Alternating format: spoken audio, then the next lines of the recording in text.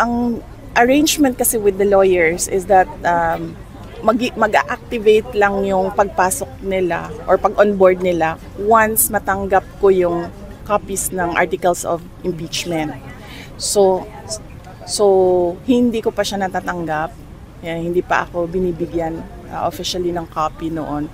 So wala pang official arrangement, professional arrangement with the lawyers. Pero on standby sila. Sino-sino sila, Vice?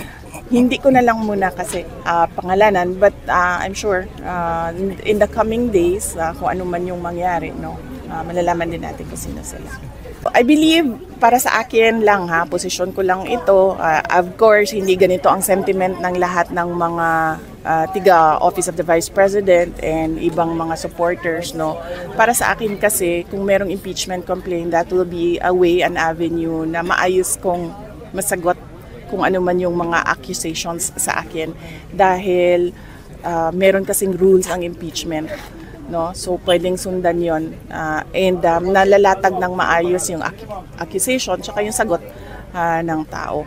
It is an inconvenience dahil syempre kapag merong impeachment complaint, merong mga lawyers and of course merong support staff na kailangan i-hire at kailangan bayaran ng kanilang mga professional fees. But otherwise, para sa akin, sa tingin ko naman, okay ito kasi nakakasagot ng maayos sa accusations. Yun naman yung commitment namin sa Office of the Vice President, no, sa abot ng aming makakaya, kung ano man yung projects and programs namin, itutuloy namin yon.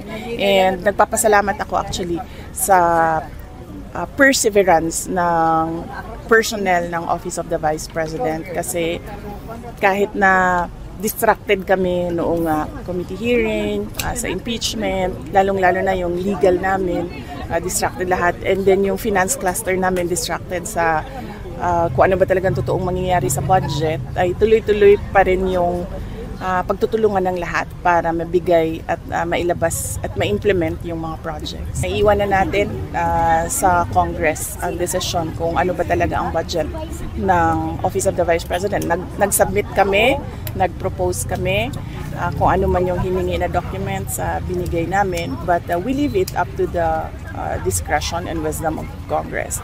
And sa amin na lang is kung ano yung final na amount na budget ng Office of the Vice President, i-maximize lang namin yon sa mga kailangan namin gawin.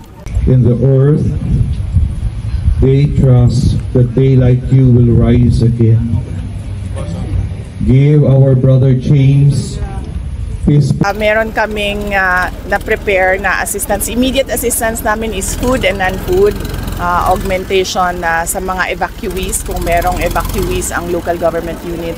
And then meron din kaming just in case na dalhin sila doon sa Panaad Stadium, kung saan yung identified na evacuation areas ng mga affected ng Canlaon volcano eruption.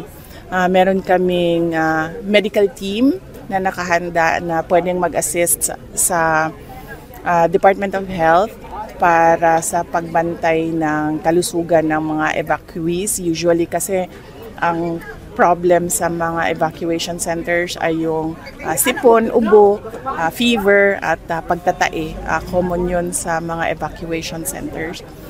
Tapos yung long term naman namin is kung makakabalik na sila, pwede kaming magbigay ng financial assistance para sa mga hindi na sila evacuees, no, kasi babalik na sila doon sa kanilang mga residents.